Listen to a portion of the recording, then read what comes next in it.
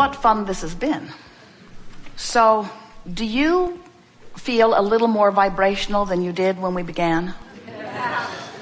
Do you feel more an emotional responder to the vibrational being that you are a little more than you did when we began?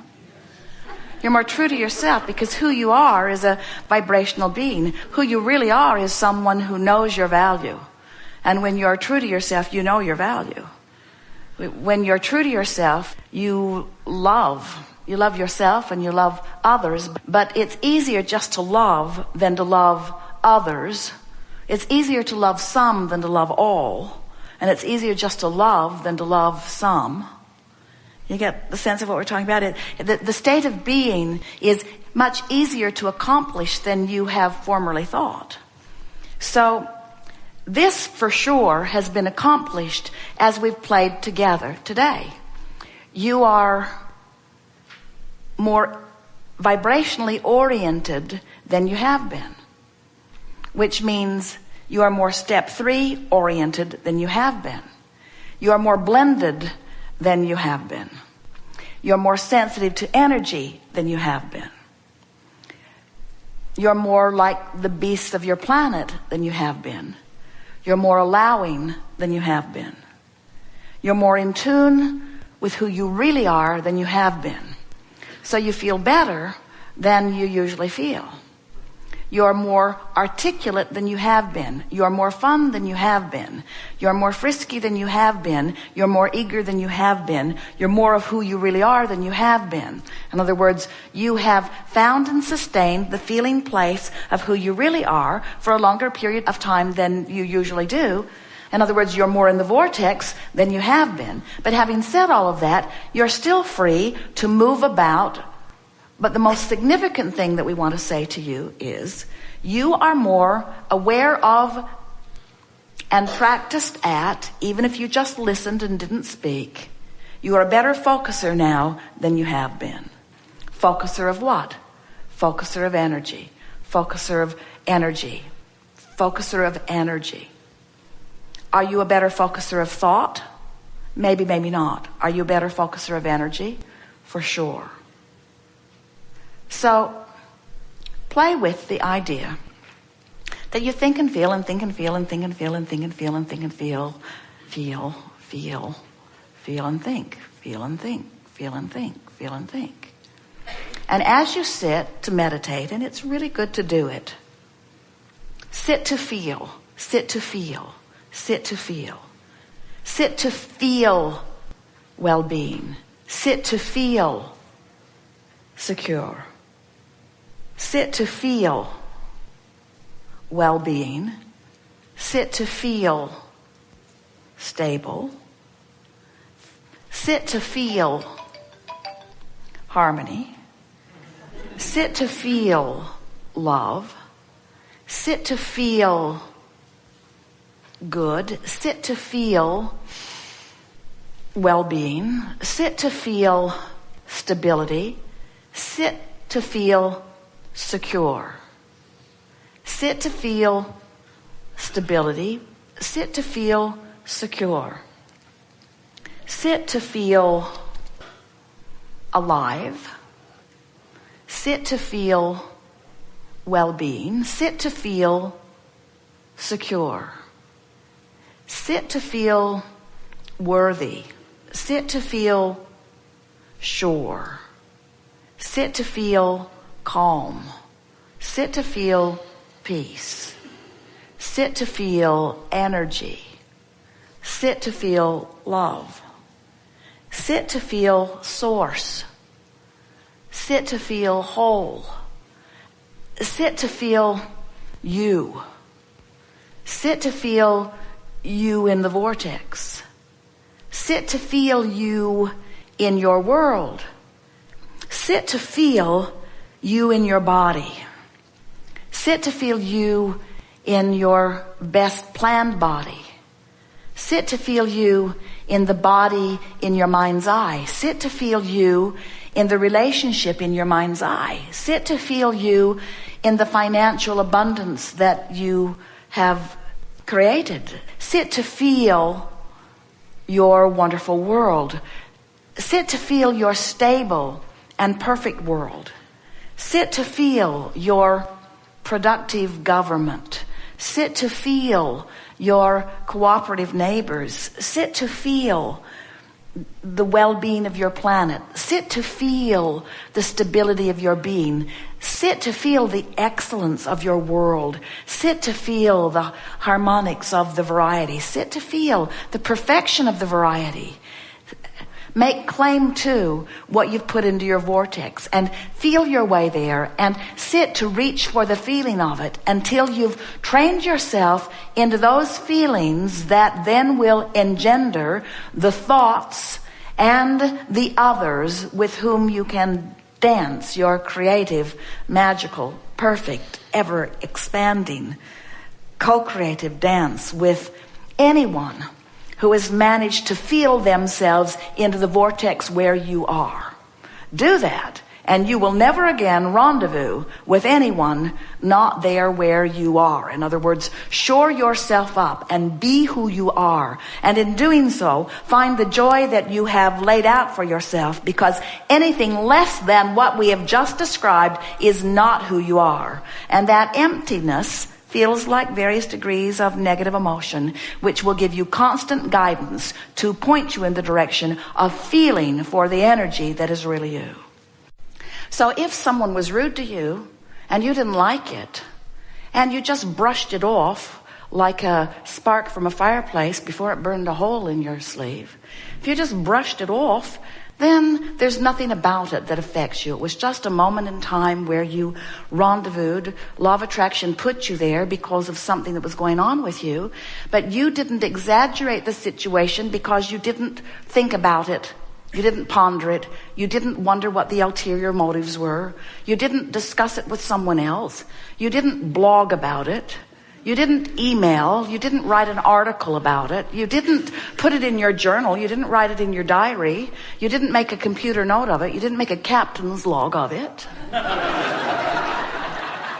You didn't say, for all to remember from this point forward, on this day, that person was rude to me and I didn't like it.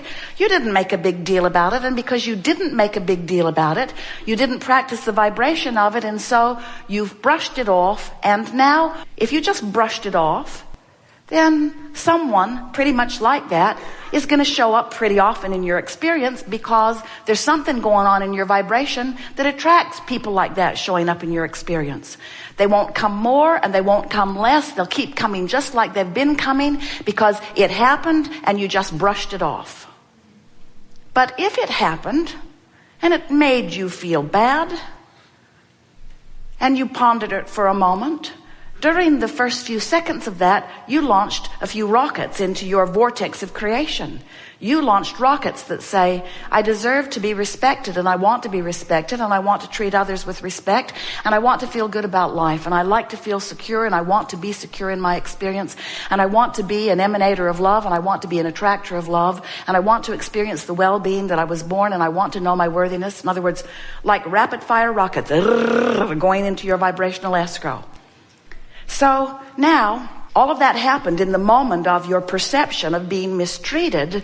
But now, because you've launched all those rockets, just like in the previous statement that we offered to you, you launched the rockets, they were rude, you're experiencing the opposite of what you want, and in the moment this problem occurred, you put a solution into your vibrational reality, which is what precedes all realities. Another way of saying it is, you expanded because of this exposure to this person that you perceive to be treating you in a rude manner. But this time, you don't just flick it off. You don't just pretend that it didn't bother you. This time, you acknowledge that hurt. I felt negative emotion, which means I've got a habit of attraction that doesn't mesh with the pattern of attraction that I would like to be. In other words, I'm attracting rude people. It happens every now and again.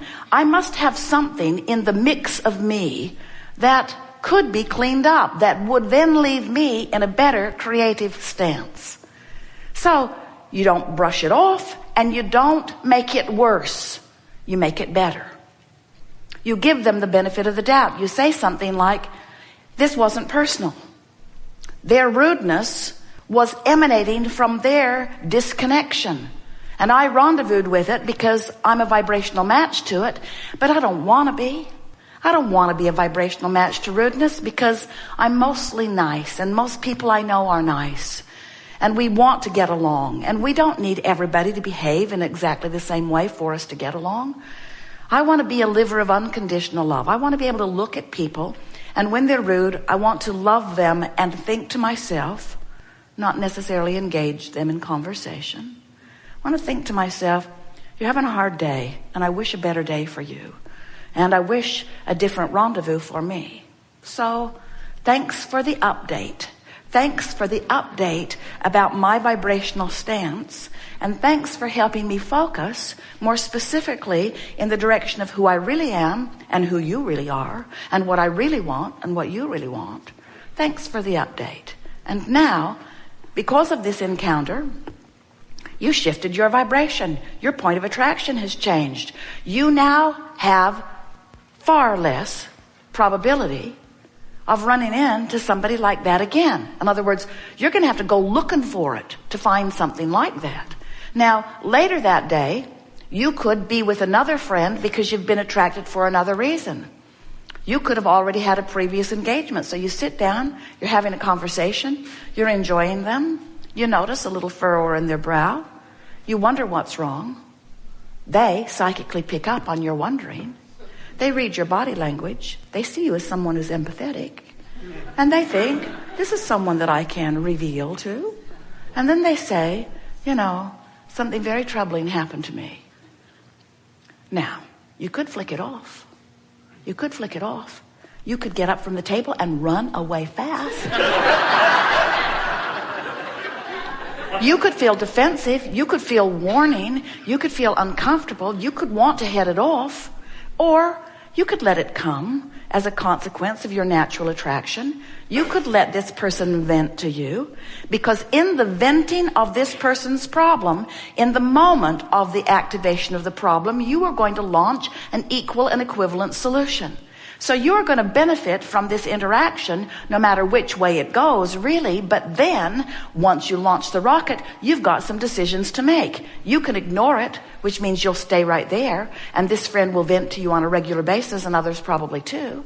Or you can let this person vent his problem, which causes you to activate a solution, and then you can, maybe not in that moment, but as soon as this interaction has ended, you can spend time thinking about what it is you want for this friend. You can spend time activating within you, as the source within you already has, the solution to whatever problem he activated and verbalized to you.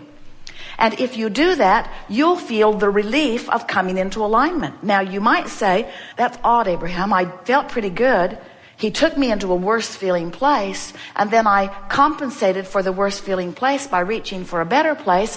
What have I gained? And we say, you've gained the power of focus. You've gained the benefit of the rocket that this person helped you launch. You've gained the benefit of launching a rocket and catching up to it. And most of all, you've achieved a new vibrational place, a new vibrational stance relative to this subject. And most important of all, you have done what you came to do. You have been a deliberate creator in that you've used the clay of the vibration that surrounds you, and you have created something better than existed before.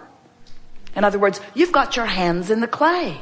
We want you to understand that you don't want to avoid troubling people. You don't want to go looking for them either. But it is so helpful to understand that if something troubling comes into your experience, it's there for an important reason. It's active in your vibration.